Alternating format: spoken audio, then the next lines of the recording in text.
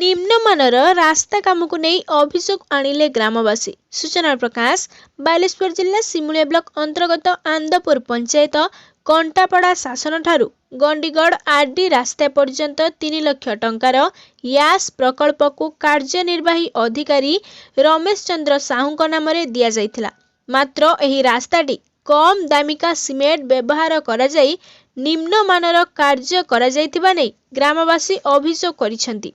एथिरे कनिष्ठ जंत्री कार्यनिर्वाही अधिकारी और राजनेतांक मधु चंद्रिका जोगु कंक्रीट रास्ताटी सीमेंट और चिप्स अलगा हो जाइथिबार देखिबाकु मिलिछि।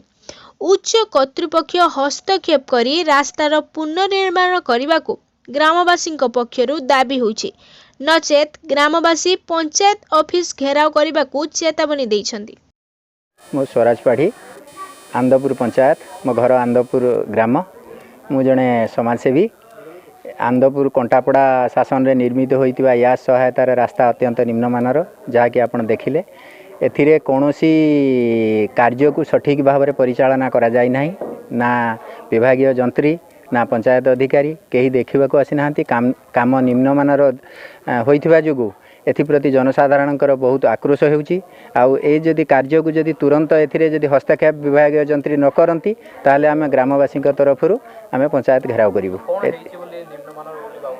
आपण तो देखिले वीडियो देखिले जे एटा खाली बाली यार कौनसी जो परिमाण रे प्रोपोर्शनेट जेति कि सीमेंट बाली मेटाल्स दिया जिबा कथा तार एटी चिन्ह वर्ण किछि नाही।